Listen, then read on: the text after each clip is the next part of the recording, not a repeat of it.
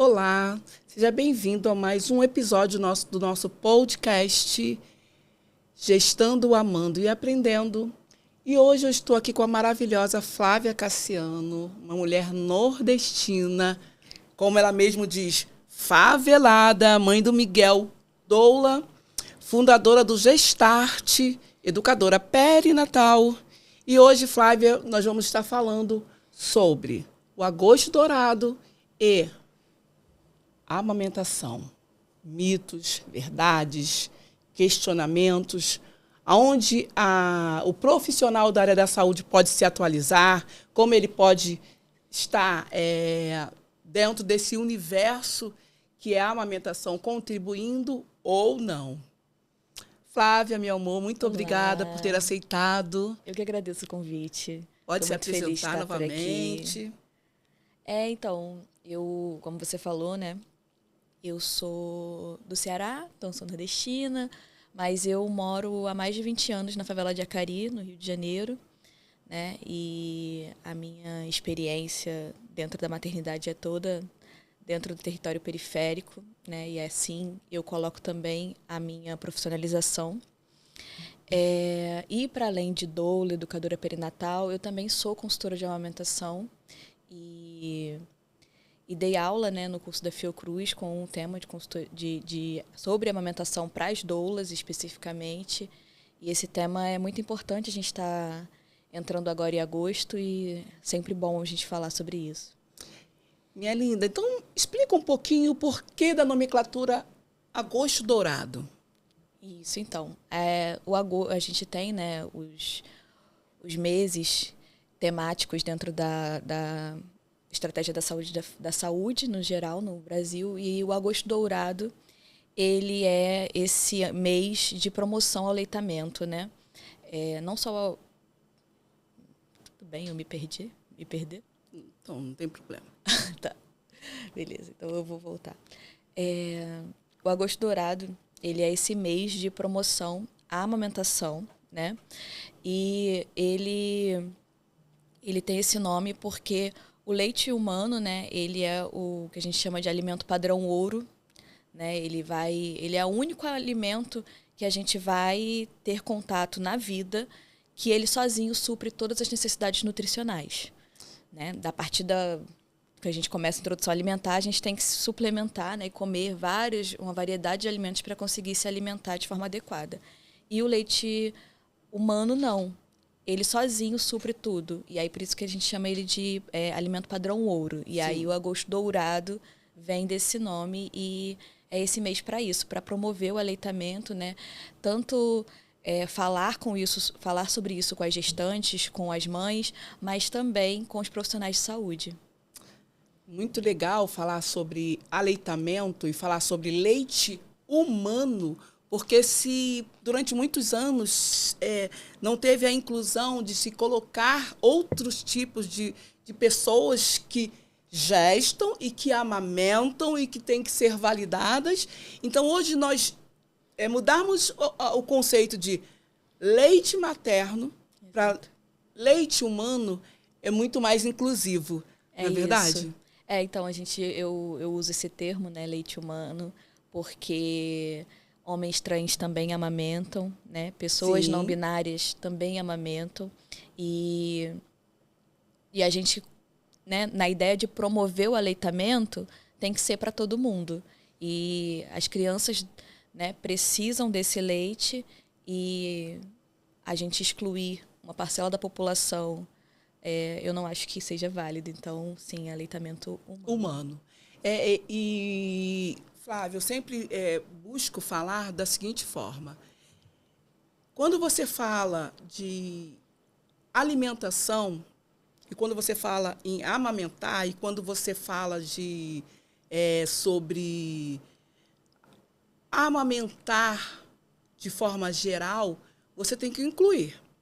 Não tem como excluir, né? Até porque é muito mais do que só alimento, é vínculo, toda a parte emocional daquela criança está sendo formada ali, porque quando ela está amamentando, ela está criando vínculo, ela está socializando, ela está recebendo muito mais amor, né, no geral, do que realmente alimento, porque nós vivenciamos a década da fórmula, né, em que foi colocado que era tão quanto o leite humano.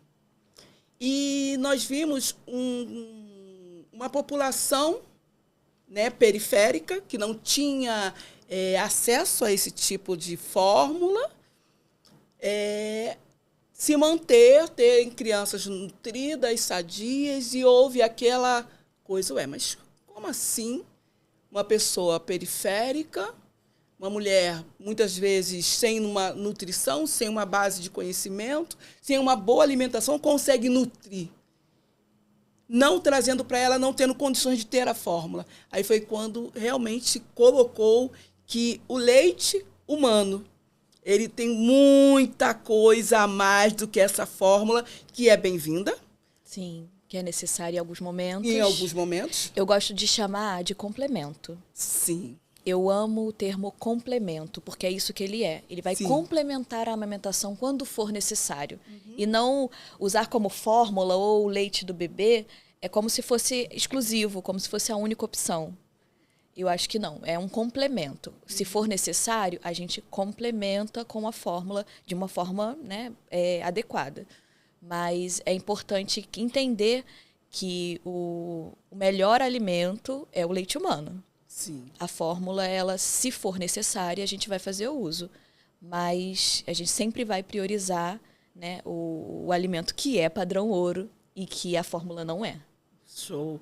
E dentro disso, dentro do Agosto Dourado, onde a gente vai fortalecer muito mais, né, sobre a amamentação e trazendo os seus benefícios, tanto para o bebê quanto para a mãe, porque durante muito tempo foi dito que os benefícios eram só para o bebê, era só para o bebê, e aquela mulher entendia que, se é para ele, a fórmula também. Não, é muito maior também para a mulher. E dentro desses benefícios, falar sobre que a mulher tem... A mulher não, né? A pessoa gestante ou a pessoa que esteja amamentando, ela tem que entender de maneira básica que não é instintivo. Você vai aprender, tanto você quanto o seu bebê, a amamentar. É algo que você vai aprender de maneira conjunta com o seu bebê. Sim. Né? E eu queria que você falasse sobre isso. Então, tem duas coisas que eu acho engraçada, que assim, a gente naturaliza a amamentação para colocar no peito. É tudo normal, é instintivo, é fácil. E, ao mesmo tempo, a gente coloca o leite no lugar de... ele não é bom o suficiente. A gente não naturaliza o leite. Sabe? O leite humano, ele é fraco, ele não é bom, a fórmula é melhor. Mas a gente naturaliza a colocar o bebê no peito. Enquanto é o contrário. Né? A gente tem que fazer o oposto. O leite humano, ele é ótimo, ele é ideal para o seu bebê. Ele é muito melhor que a fórmula, né? E em alguns lugares tem pessoas que acham que, sei lá, um leite condensado, um leite ninho é melhor do que o próprio leite do peito, né? Então, para além da fórmula, o que é pior. Então, assim, o leite humano, ele é o melhor. Ele vai ser sempre o melhor alimento para o seu bebê, independente da sua nutrição.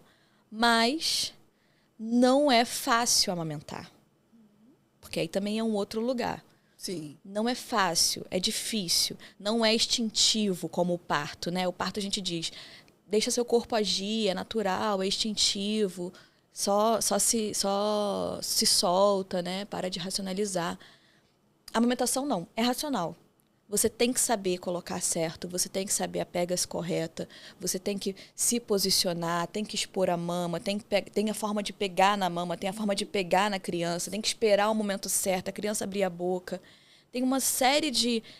uma sequência, né, de coisas que a gente precisa fazer para a pega correta acontecer. E aí... às vezes isso não é falado, quer dizer, isso nunca é falado. Nunca é falado. Né? Às vezes, isso nunca é falado. Isso não é falado no pré-natal, né? Isso não é falado entre familiares. Entre familiares a gente vai ouvir o oposto. A gente vai ouvir, é normal doer, é normal sangrar, tem que fazer a criança mamar mesmo morrendo de dor. a gente vai ouvir o oposto, né? Tanto entre a sua rede, a família, quanto no própria unidade de saúde, nos hospitais. Hoje a gente tem algumas rodas de conversa dentro das clínicas da família que já tenta mudar essa situação, mas não é uma realidade homogênea na rede, né? Sim. Sabe disso. E falando sobre isso, sobre PEGA, sobre entender que é um processo que tem que ser aprendido, eu acabei de fazer agora uma consultoria em amamentação de uma mãe linda, maravilhosa, do Theo. Bia, beijos.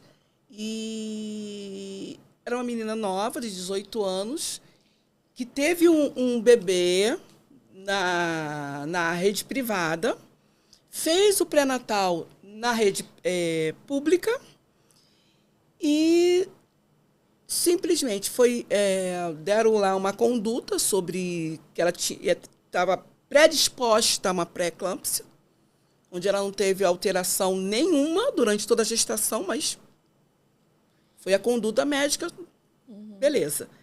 E ela, dentro da maternidade, ofereceram chuquinha. Já vi acontecer também. Tem maternidade que usa a chuquinha como protocolo. Não, quando ela falou... É um absurdo. Aí eu falei assim, sim. Mas vem cá, eles perguntaram tal. Ela falou, não, a enfermeira já veio com várias chuquinhas preparadas. E falou, olha, mãezinha, como a criança não está conseguindo ir ao seio, nós vamos... Exato. Eu falei, mas não perguntaram, não te deram a escolha, não te informaram, porque você fazia a escolha baseada em orientação correta, é uma coisa. Kenny, é importante a gente dizer que, que dentro dos hospitais, o protocolo ideal é que a fórmula, né, o complemento seja dado no copinho. Sim. Justamente porque acho que aumenta o risco de desmame, de confusão de bicos. É importante a gente explicar o porquê que isso é um absurdo. Sim, não. Porque, assim, as pessoas acham que, vou dar isso aqui e não vai acontecer nada. Porque também tem isso. Eu quis dar mamadeira, eu quis dar a chupeta. Beleza, mas você quis dar sabendo os riscos? Tudo bem, problema nenhum. Cada um faz suas escolhas sabendo o risco de desmame. Mas muitas pessoas não sabem que existe esse risco e às vezes o hospital obriga. E às vezes a pessoa sabe, não quer dar e o hospital obriga. O que é um absurdo. Sim, e essa minha cliente foi isso. Eles me contactaram por isso, porque a criança não estava aí no seio. E aí na consultoria, fui fazendo todas as perguntas, a anamnese, e ela me colocou isso. Ela falou assim, olha, veio com a chuquinha, não me perguntaram, tal. Eu falei, tá bom, vamos analisar. E realmente a criança estava fazendo uma confusão de bico. Por quê? Chuquinha, aqui, ele não precisa abrir o bocão. Ele só precisava acoplar e aí o leite ia descer. Exato. E também não tem esforço muscular nenhum. Nenhum. Você vira a chuquinha, a goteja. Sim. Aí eu fui explicando a ela e eu ainda perguntei, foi feita alguma roda de gestante, alguma orientação sobre a amamentação e tal? E Não existe.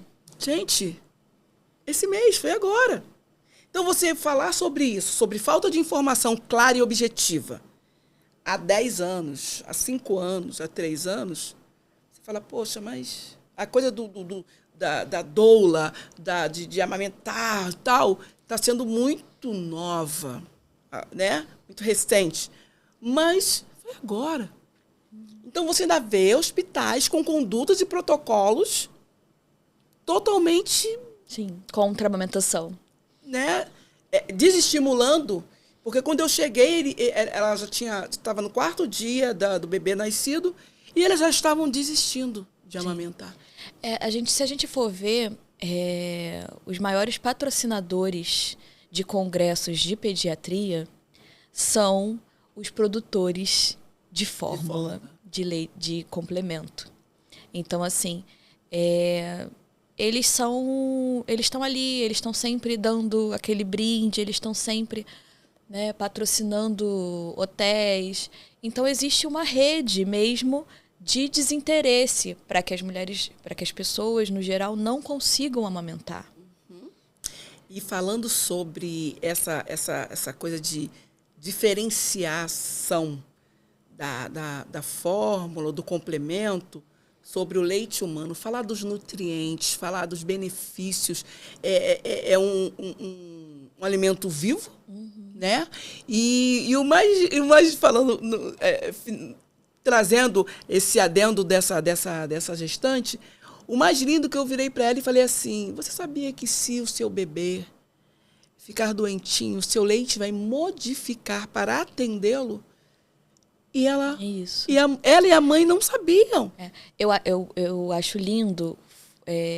A gente passou por uma tragédia, né, que foi a pandemia de Covid-19. Sim. E quando a gente começou a receber as vacinas, uma grande luta que a gente teve foi para colocar as lactantes no grupo de prioridade para receber a vacina. E aí, por quê? Não é porque elas têm contato com o bebê e elas podem passar Covid. Não, porque os anticorpos que combatem a Covid iam ser gerados no corpo da mãe e iriam passar pelo leite. Então, aquele leite ia se tornar vacina daqueles bebês. E isso não é só com a vacina de Covid, né? Mas com diversos vírus e bactérias que o nosso corpo tem contato. Quando a gente amamenta o nosso bebê, a gente passa os anticorpos para a proteção desse bebê também. Então, às vezes as pessoas falam assim, mas por que tem que amamentar por tanto tempo? 2 meses já é o suficiente. Porque a amamentação, além da importância nutricional que a gente já falou aqui, tem um fator de proteção contra doenças muito importante, não só para o bebê, mas também para a mãe. Sim. Para a mãe, né, para o pai, por exemplo, para a pessoa que está amamentando, essa pessoa também vai sofrer muitos benefícios com a amamentação, né? A gente diminui os riscos de câncer de mama, de câncer de colo do útero, tudo com a amamentação. Então, assim, ela é importante para o binômio, né? Para a mãe e para o bebê, ou para a pessoa que está amamentando e para o bebê também. Não só de forma, né, importante nutricional, a importância nutricional que esse leite tem, mas tem uma importância também que é de saúde. Eu sempre uso, nos meus encontros de amamentação, eu sempre falo do exemplo de um prato de feijoada e um prato de vegetais, salada, frango, peito de frango, sabe? Porque é isso, a fórmula ela é essa feijoada. É esse alimento pesado, denso, difícil de você digerir. Então, você dá e parece que a criança está saciada, ela está alimentada. Eu estava dando peito, ela queria todo o tempo inteiro. Estava ali de hora em hora no meu peito. E agora eu dei a fórmula e a criança desmaiou ali, está ali dormindo, está descansando. Dormiu 4 horas seguidas. Então, a fórmula alimenta. Meu peito não. Ainda tem aquela coisa da falta de informação da rede de apoio. Que também incentiva muito, às vezes dá escondido. Sim. Essa criança não para de chorar, vou pegar aqui e vou dar escondido. Né? E às vezes não tem essa ideia de um alimento que pesa no estômago não quer dizer necessariamente que é um alimento nutritivo, que é um alimento que realmente está alimentando esse bebê, né? Ou qualquer pessoa. Então, assim, um prato com verduras e legumes variados, com carne, um arroz integral, ele vai te dar fome daqui a 2 horas. Sim, sim. E desmistificar, né, a romantização da amamentação vai fazer com que essa mulher entenda que ela vai ter... Quando eu faço a orientação de amamentação, eu sempre pergunto, de 0 a 10, quanto você quer amamentar? Isso é importante. Eu também faço. Eu não necessariamente assim, mas eu falo assim, você quer realmente continuar? Ou é só uma pressão da família? Ou é você, tipo assim, eu não quero mais, mas eu sei que é importante. Você quer. É importante a gente saber. É a primeira coisa que a gente precisa saber, porque dá trabalho pra caramba. E os desafios estão aí.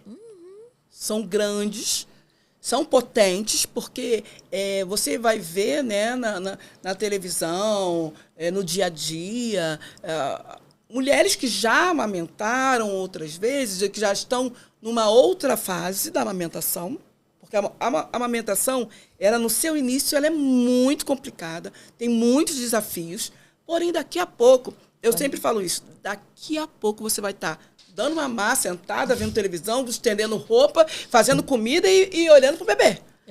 Né? Porque isso se torna uma modelagem natural. Então, a mulher ou a pessoa gestante, ela tem que entender isso. Ela tem que saber se ela realmente quer ou se ela está sofrendo uma pressão porque vão ter desafios. E os desafios sociais? Sim. É uma sequência, né, de problemas que a gente tem para amamentar. Desde a falta de informação, que a gente já falou aqui, né? A gente tem um problema que é estrutural. O peso da carga do cuidado, ele é todo atrelado à mulher. A pessoa que esteja ali amamentando. O cuidado. E aí, essa pessoa, às vezes, ela não tem só o cuidado daquele bebê, ela tem o cuidado de outras crianças, ela tem o cuidado exclusivo da casa, ninguém tá ali para apoiar. Sim. Então, tudo isso é cansativo. E, às vezes, a solução é não amamentar. Não amamentar. Até infelizmente, porque a exaustão, é isso. Exato. Leva à exaustão, né? Leva. E é uma fase muito solitária, porque só você pode fazer aquilo naquele momento. Todas as outras coisas, isso é importante, né? Todas as outras coisas, todos os outros cuidados com o bebê, com a casa, com a alimentação, tudo, todo mundo pode fazer. É isso. Entendeu? A única coisa que é de exclusividade é a amamentação. Inclusive botar para rotar, trocar fralda, tudo. Assim, você poderia só colocar no peito e o resto da rede, o resto dos cuidadores, porque uma criança não deveria ter um único cuidador, que os outros cuidadores fizessem as outras coisas. Sim. Né? No mundo ideal, seria isso, que você pudesse fazer por prazer e não por obrigação o tempo inteiro. Sim, e o grande problema dentro disso é que nós fomos condicionadas a ter que dar conta de tudo em que se faz. Tem que ser uma boa esposa, ou uma boa mãe, ou uma pessoa que seja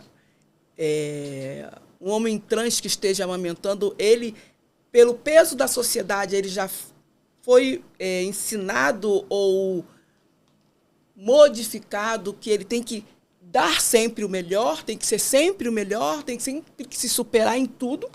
Exato. Porque ele vai ter que evidenciar que ele tem que ser respeitado nas suas escolhas. Muitas vezes ele vai se excluir também, né? Porque ele não vai. Porque a amamentação em público, por exemplo, para um homem trans, pode ser algo.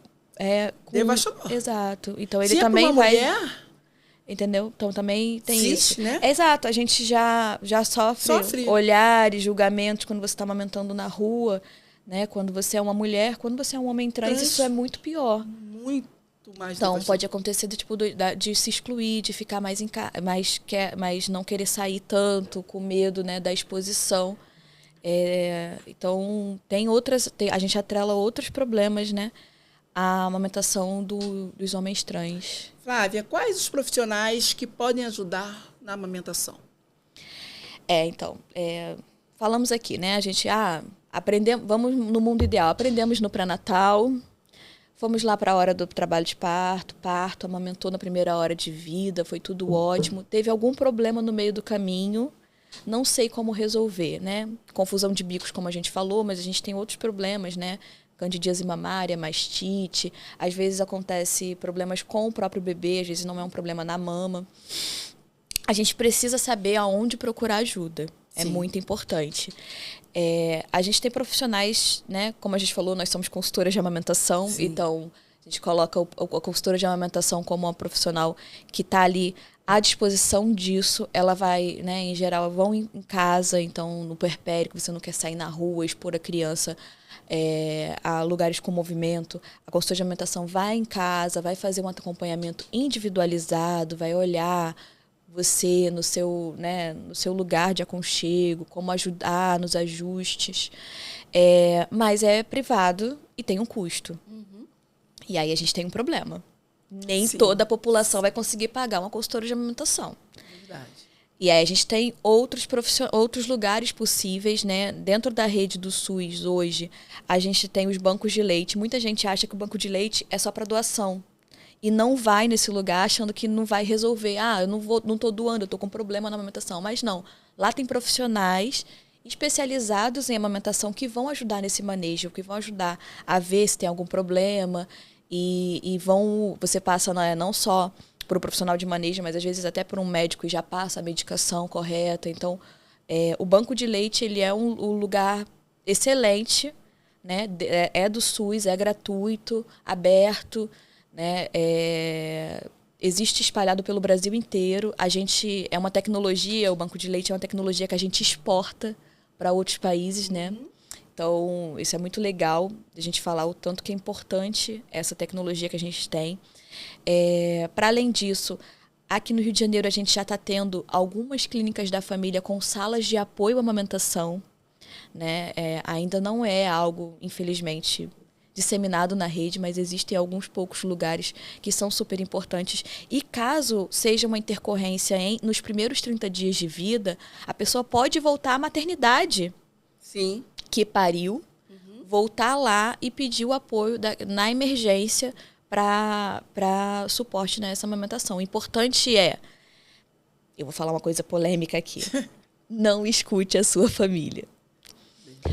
Infelizmente é isso, porque às vezes é na boa intenção, mas às vezes aquela informação que a pessoa ouviu foi dada por um profissional há 20 anos atrás.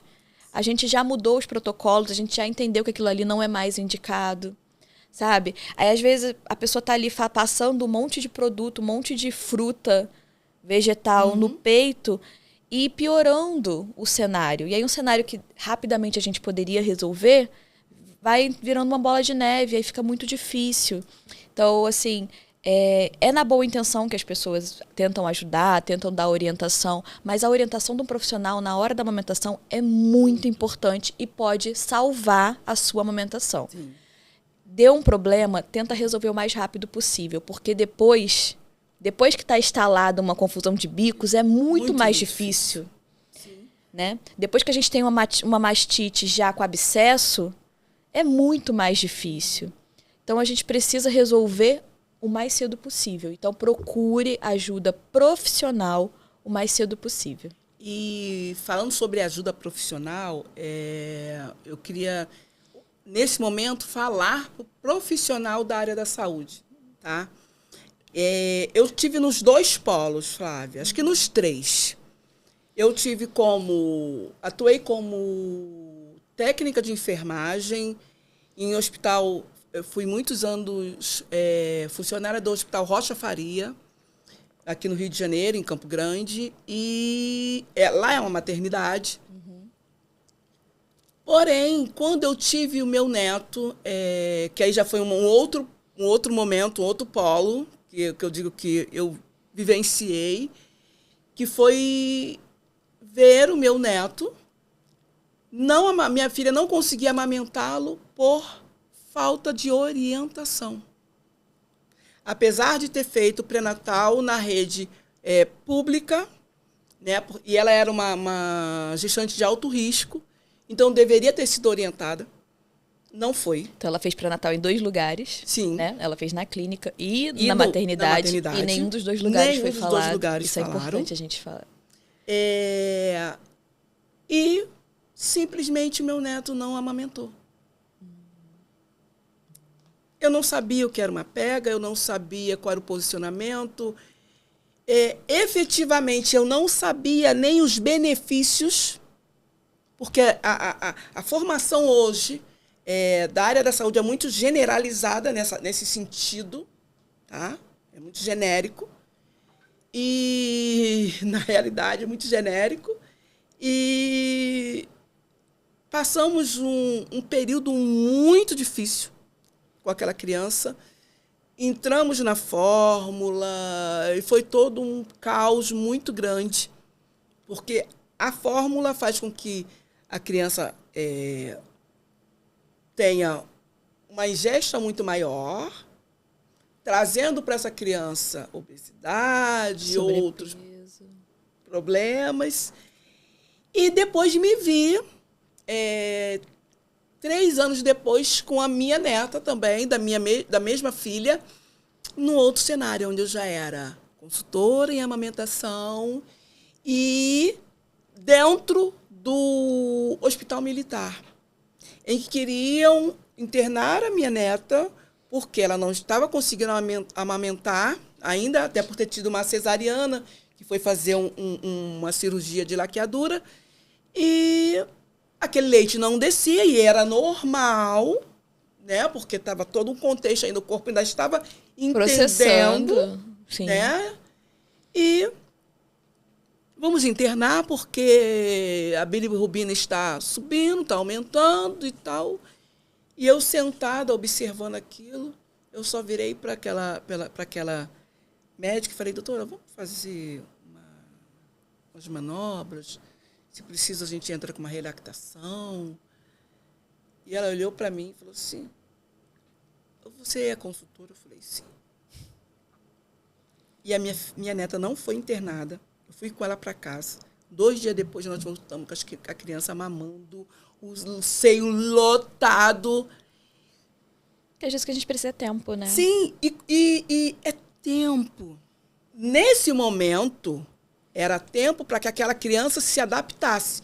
Mas o que foi o grande... Não só a criança, mas o próprio corpo mãe. Da mãe, né? Sim. É importante, a gente não chegou a falar isso, mas a gente não tem leite desde o início, né? Sim. A gente precisa que o corpo trabalhe. A gente precisa que o corpo trabalhe, a gente precisa... a gente tem a descida do colostro, que é super importante. As pessoas ficam assim, isso aí é uma água, não é leite, não é para dar. E caramba, é muito rico em anticorpos. Ele vai proteger a criança, né, para o resto da vida, aquele leite. Então, é super nutritivo e também rico em anticorpos. E aí a gente não dá, ou como ele é pouco, né, falam, não vai ser o suficiente. E aí a gente tem a descida do leite. O que a gente precisa para a descida do leite? A gente precisa de ocitocina. Sim. A gente precisa de uma pessoa feliz, tranquila, leve. E se a gente está tensionando, não está pegando, a gente vai internar, bota a fórmula, empurra essa criança no peito, machuca teu peito, mas ela tem que continuar. Como que esse leite desce? Sim. E como essa pessoa que está amamentando naquele momento vai se sentir? Exato. Ela vai, a primeira coisa, ela vai querer desistir. Eu não consigo. Não consigo. Não é para mim. Eu já ouvi isso de uma pessoa que estava amamentando no início, e ela falou para mim, amamentar não é para mim. Eu falei, mas como não? Kênia, eu já ouvi disso de uma gestante. Nossa. Ela falou, eu não vou amamentar. Eu falei, mas por quê? Você não quer uma coisa? Ela falou assim, eu acho ótimo, eu sei da importância, mas eu não quero sentir dor. E eu sei que amamentar dói. É um dos Aí eu fiz uma aposta com ela. Eu falei, então vamos apostar aqui. Eu vou te ensinar tudo sobre a amamentação. A gente vai fazer normal aqui. Na primeira mamada, se doer, acabou. Você estava certa, dói mesmo e a gente para. Se não doer, aí você vai... Aí a gente quebrou um mito aqui. Sim. Aí a gente quebrou um mito. Porque amamentar não tem que doer. Se tá doendo, tá errado. A gente tem que resolver o problema. E não... O que muitas vezes até o profissional mesmo fala é normal doer. Sim.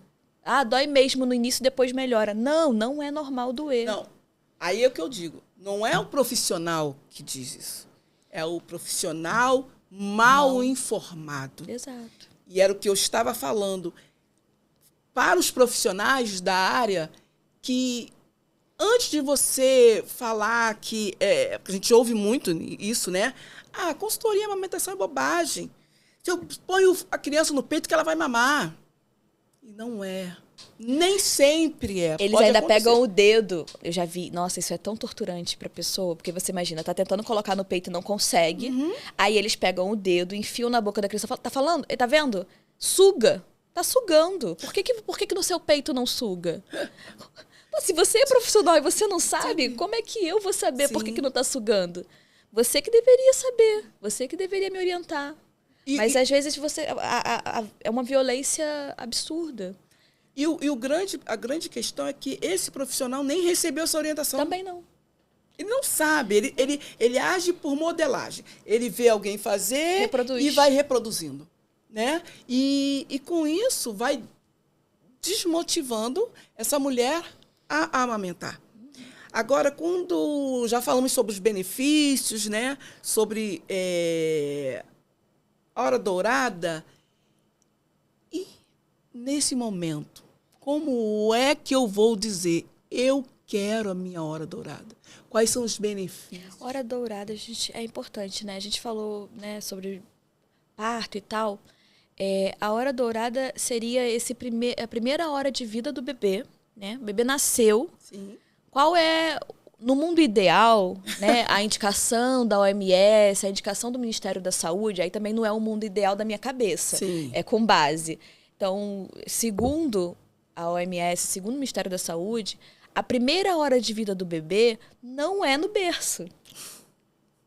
Né? Olha, polêmica. Não é o berço aquecido que vai aquecer o bebê, mesmo muita gente achando que sim.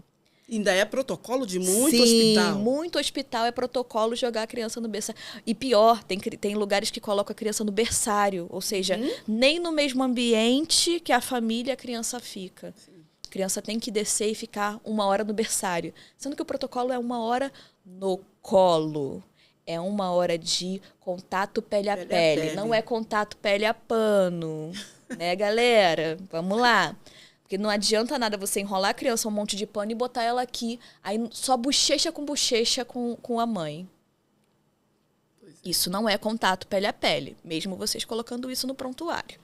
Mas assim, não é. O contato é 1 hora de contato pele a pele, ou seja, a criança só de fraldinha, ou às vezes nem de fraldinha, em contato do colo da mãe, né, da puérpera, e ali a gente pode já botar a criança próxima ao peito. É muito bonitinho, não sei se você já teve essa experiência, Kênia, de botar a criança pertinho do peito e vendo ela chegando mais para perto, procurando. Aí daqui a pouco ela bota a língua para fora e vai lambendo. Sim. Ela vai entendendo, ih, caramba, esse negócio aqui é legal pra caramba, gostei. E aí daqui a pouco ela vai abrindo a boca e você fala, pô, agora ela tá pronta. Porque também às vezes as pessoas acham que nasceu, tem que enfiar. E não é assim. Tem que deixar também, né, esse contato, esse cheiro, né? É também um momento importante. Ela sentir a batida do coração daquela mãe, porque aquela criança entende. É maravilhoso. Que ela vai falar assim, caramba, esse barulho eu conheço. Eu conheço. Era o barulho que estava dentro do útero. Então aqui eu tô protegida, eu tô tranquilo. Aí é quando a criança também organiza também a própria respiração, porque ela também nunca respirou na vida. É a primeira vez. Então ali equilibra também a respiração da criança. E para a mãe, né, ou para a puérpera ali, ela tá ali olhando o seu bebê pela primeira vez. Cara, é tão triste você olhar e falar, e a pessoa tá ali assim, como é que ele é? Tá tudo bem com ele? Ai, qual é a cor do cabelo? Tem cabelo, não tem? É seu filho. Tinha que estar no teu colo, você poder ver isso, você poder falar, caramba, olha, tem todos os dedinhos, ou tem um dedinho a mais às vezes. Caramba, parece com o pai, com o avô, poder olhar. Tudo isso vai liberar ocitocina e isso vai fazer com que esse leite venha com mais vontade também, porque não adianta nada você afastar a mãe e bebê, afastar a criança, levar a criança para o berçário e quando a criança voltar, querer que tenha leite. Verdade. Flávia, agora partindo para uma outra vertente, os impactos sociais da amamentação. Falar da amamentação da população negra, quando é uma população periférica, muitas das vezes favelada, que já tem estudos de que ela faz um desmame precoce porque ela tem que retornar ao trabalho. Sim. Ela não tem rede de apoio. Ela não tem uma estrutura para estar com aquela criança. E aí, esse impacto? Como fica essa amamentação dentro de um olhar social para essa população negra? A gente tem, né? A gente falou, né, que a gente está agora o agosto dourado, né? Esse momento de promoção ao aleitamento. E a gente tem a última semana do mês como a semana de apoio à amamentação da população negra. Né? E aí é uma semana para promover. Muita gente fala assim, mas para que precisa disso? A gente conseguiu, no ano passado, né, eu trabalhava na Câmara de Vereadores, a gente conseguiu implementar, colocar isso no calendário do município. Então, esse ano é o primeiro ano que a gente vai estar dentro do calendário e a gente vai promover essa data. E por que é importante a gente falar sobre isso? Porque se a gente for pegar estudos, técnicas, tudo sobre a amamentação é voltado para a população branca. Sim. Então, se a gente vai pegar, o que é uma mastite? É uma inflamação na glândula mamária que causa uma vermelhidão no peito. Qual é a pele, qual é a cor de pele que fica vermelha? Todo mundo vai ficar com a pele vermelha com a mastite? Não. E aí eu vou te falar, Kênia, que já aconteceu comigo, com uma paciente, uma cliente minha, que simplesmente a médica falou, não é mastite porque não tá vermelho. Eu falei, Mas não. qual era a tonalidade da pele, Ela era negra? retinta. Era uma mulher negra retinta. Como vai ficar vermelho? Não vai ficar Não vai vermelho. Não vai Tem ficar. A não outros ser que o sinais. abscesso saia. Sim. E você vai ver, Aí você vai ver ferida. Isso aí. Se você não vê ferida, Fora isso, você não não vai vai ver. ficar. Então a gente precisa sim falar sobre essa população, porque eu já ouvi dentro de clínica da família que mulher negra não precisa saber sobre a amamentação porque elas são naturalmente, elas têm muito leite naturalmente, elas sabem amamentar naturalmente, e isso é um histórico escravocrata, onde as amas de leite faziam todo o trabalho para a mulher branca. Sim. Então, isso está enraizado na nossa sociedade. Que as mulheres negras não precisam de muito arcabouço para amamentar. Que elas sozinhas vão dar o jeito delas porque sempre deram. Sempre deram. E não Sim. é assim. E quando fala em amamentação, em dor, eu falo, não, ela aguenta, você é guerreira, você aguenta Exato, tudo. você é forte. A mulher negra é forte.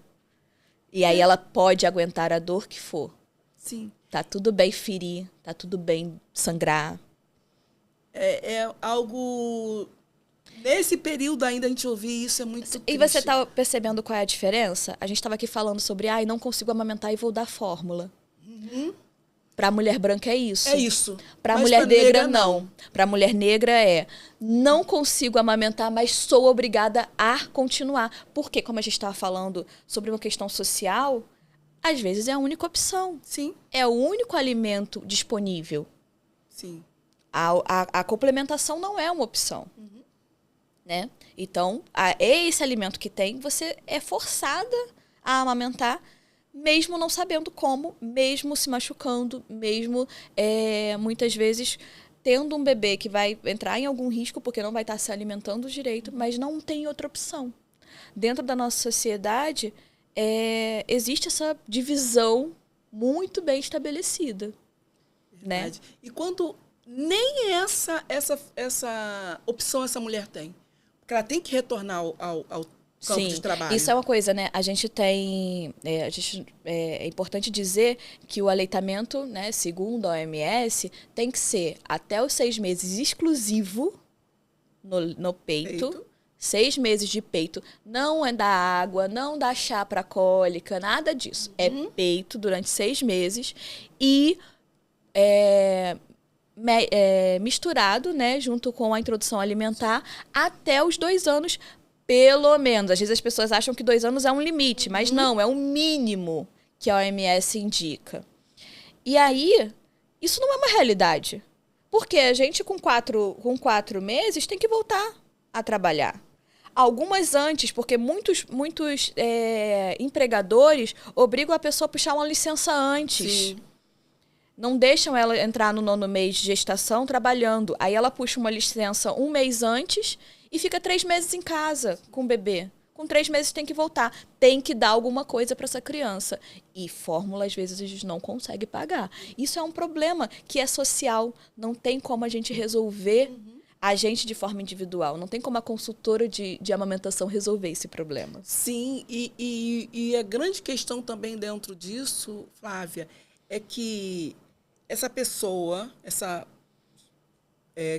que amamente, ou essa mulher negra, ela vai voltar ao trabalho já sabendo que vai ser mandada embora. Como essa mulher estabelece essa amamentação com essa preocupação, sabendo que ela é o único sustento daquela casa, porque muitas vezes são mães solo, são mulheres que são a única fonte de renda daquela casa. Exato. Então, olhar hoje para a amamentação como algo que tem que ter um olhar mais afetivo, mais empático, orientando já, porque aí é quando a gente fala que a saúde básica lá no pré-natal, ela seria fundamental ser bem feita dentro dessa orientação, é dizer para aquela mulher ou para aquela pessoa gestante, como vai ser depois? Porque eles vão até parir. Olha, Depois não tem nenhum acolhimento pós-parto, não tem acompanhamento. Acompanhamento, às vezes, deveria ter, né? Uma consulta pós-parto para avaliar, mas não tem. Não tem. Não tem. Aí, Exato. vamos lá, dizer para essa pessoa, olha só, e aí, depois, como é que vai ser? É você por Deixa eu te você orientar. Você pode buscar o banco de leite para continuar essa amamentação. Você pode armazenar, não ensina. Exato. Isso é importante. Assim, eu acho, a gente falou aqui sobre o caráter individual, de como a pessoa se preparar, mas eu acho que tem um caráter que é de saúde pública, que é de política pública mesmo, que a gente precisa de uma mudança. A gente precisa de salas de apoio à mãe trabalhadora. Isso já está descrito. Sim. Mas não é praticado. Em teoria, grandes empresas deveriam ter sala de apoio à mãe trabalhadora. O que seria isso? Uma sala dentro da empresa, onde tivesse um freezer, uma bomba e vidrinhos. Só. Sim. E aí essa mãe, durante o processo, né, durante o expediente, que também é uma garantia por lei, ela tem 15 minutos extras, além do horário de almoço. Toda puérpera tem 15 minutos extra, que é para amamentação. E ela pode usar esse tempo como quiser. Algumas pessoas preferem chegar um pouco mais tarde no trabalho, outras chegam um pouco mais cedo, e outras podem usar durante o expediente para fazer esse estoque, para fazer ordenha. Até porque o peito incha. Sim. Você estava ali amamentando uma criança o dia inteiro e do nada você tem 8 horas de trabalho sem amamentar, o peito incha. E aí a gente tem riscos de mastite. Aí a gente tem uma trabalhadora fora do seu local de trabalho. E aí aumenta os riscos de demissão. Sim. Então é uma cadeia que não prioriza a puérpera. Não consegue olhar para ela de outra forma. Uma coisa uma lei que a gente está tramitando no Congresso diz que para fazer a licença parental e não a licença maternidade. Que essa licença ela seria tanto para o homem quanto para a mulher que tem um bebê em casa, que acabou de nascer um bebê. E algumas pessoas são contra, né? Mas eu acho que isso seria ótimo, porque o que acontece? Primeiro que teria mais uma pessoa ali para poder apoiar no cuidado com o bebê. E segundo que a gente tiraria esse mito de não vou ter uma mulher... uma mulher engravidou, agora vou ter que demitir, como você estava falando, né? Porque vai entrar de licença. Quando voltar da licença vai embora. Porque a licença seria algo independente do gênero. E isso modificaria tudo. Todo o cenário. E aí a gente volta à estaca zero. Porque as principais orientações hoje não estão dentro da política pública, voltada para o pré-natal. Por quê? Primeiro que, assim, a nossa lógica hoje é de saúde da família. Sim. Então, o profissional que está ali, ele não é um obstetra. Uhum. Às vezes mas ele não precisa ser um obstetra. Então, ele é um generalista. Sim. Ele trata de uma série de pessoas. Ele trata de criança, ele trata de idoso, ele trata de todo mundo da rede. E ele não tem tempo. A verdade é essa, ele não tem tempo para fazer. Ele tem que atender 30 pessoas num dia, né? Ele tem as pessoas que são agendadas, ele tem as pessoas que chegam por demanda, que estão precisam de atendimento de uma emergência, né, mais ambulatorial. Ele precisa lidar com as questões. Aí tem que colocar no CIGEG, né? Porque também só o médico que coloca. Enfim, aí a enfermeira também tem uma série de questões para fazer. Ela vai colocar DIU, ela vai... São tantas funções atreladas ao profissional dentro da unidade de saúde, da unidade básica de saúde, que muitas vezes ele não vai conseguir fazer esse cuidado com a amamentação. Sim. E aí tá, isso é um problema. Como é que a gente resolve? Hoje, o que a gente tem feito, né? Eu trabalho, né? Eu tenho um projeto social e eu trabalho de forma voluntária conduzindo as rodas de gestantes dentro das clínicas da família. Sim. Isso já é uma mudança. A gente consegue ter momentos com uma série de gestantes para conversar sobre parto, sobre amamentação, sobre cuidados com o bebê, quais são os direitos da gestante, quais são os deveres, né, o que é importante no pré-natal, continuar o pré-natal. Falamos muito sobre a amamentação o tempo inteiro, elas têm muitas dúvidas. Flávia, dentro de políticas públicas de orientação, de saúde primária, que é a coisa mais básica. Aí, é isso aí que eu ia falar, né? A gente Fala tem... sobre o Gestart. Não, então, aí o que eu ia falar é sobre isso, que a gente tem algumas salas de apoio à amamentação dentro das clínicas, mas a gente não tem o profissional que vai fazer isso. Às vezes tem, né? A gente tem o IUBAN, que é um curso para os profissionais de saúde, para eles poderem entenderem sobre a amamentação. Mas é isso, a rotina do trabalho deles não é voltada para a amamentação, é voltada para todos os outros processos que a unidade de saúde precisa. Então, na minha concepção, a gente precisa de um profissional voltado para gestantes. Sim. E quem é esse profissional? A doula. O que falta na unidade de saúde é a profissional doula conduzindo a roda de gestante, apoiando essas pessoas durante a amamentação. Fazendo toda a educação. Fazendo educação perinatal, para que essas pessoas possam levar um plano de parto com qualidade para o hospital, para que elas possam falar sobre os direitos delas, para que elas possam falar sobre os medos, porque muitas vezes dentro do pré-natal você não consegue tirar dúvidas, você não consegue falar sobre inseguranças. Então a roda de conversa, esse momento com a doula, é fundamental. E é isso que eu vejo, né, no projeto, né? Hoje a gente está em 5 clínicas da família da CAP 33, né, que é a minha área, que é o entorno do Acari. A CAP 33 ela é da Zona Norte, né? Vai da Pavuna a Vicente Carvalho ali, né? Então ela pega toda a área da Zona Norte, que não é tão interessante quanto Meier Tijuca, né? A parte suburbana de verdade da parada. Então, hoje eu estou no Chapadão, na Pedreira, no Acari, fazendo roda de conversa com essas pessoas e podendo ver como isso modifica tudo. Como elas saem com mais firmeza, com mais segurança, com convicção do que querem, né? E sabendo aonde procurar ajuda, porque é fundamental saber. Se a gente não sabe onde procurar, a gente acaba indo em qualquer lugar e pegando a informação incorreta, e isso atrapalha muito o processo. Então, Flávia, dentro disso que você falou, o que me leva a questionar é como você consegue, dentro de um atendimento que hoje ainda é muito elitizado, né, com falta de políticas públicas, trazer informação à população negra, periférica, favelada, informação de qualidade, informação com estrutura, com Submorro, base científica. Submorro. E aí, minha amiga, como é que você consegue? Entrar em favela, mototáxi.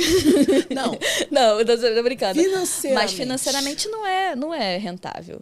De verdade não é. É propósito de vida. Porque não é rentável. Hoje não é. Quem sabe um dia a gente consiga que eu esteja lá sendo remunerada para fazer isso, né? Eu creio que é o futuro. Eu acredito que no futuro não vai fazer sentido não ter uma doula dentro de uma clínica da família. Para mim, essa é a realidade. Hoje, não é rentável. Muitas vezes, algumas clínicas pagam o meu transporte, né? Me ajudam. Às vezes eu faço muita ação de pintura na barriga, que elas amam. E é um momento que a gente enche a roda e faz uma festa. E é um momento também que eu consigo falar 1 a 1. E é ótimo, porque enquanto eu estou pintando aqui, eu estou falando individualmente com aquela pessoa e não em roda, que às vezes em roda a pessoa não se abre tanto. Então, nesse momento, elas me ajudam com as tintas, com pincel, mas rentável não é. Não tem como ser. E, para além disso, né, como eu falei que é propósito, eu também atendo essas pessoas. Né? Então, assim, o meu público é da Baixada, e é do subúrbio, e é de favela. Né? Eu subo qualquer morro, eu subo qualquer favela para atender. E é como propósito, porque realmente não tem como ser como a maioria das doulas.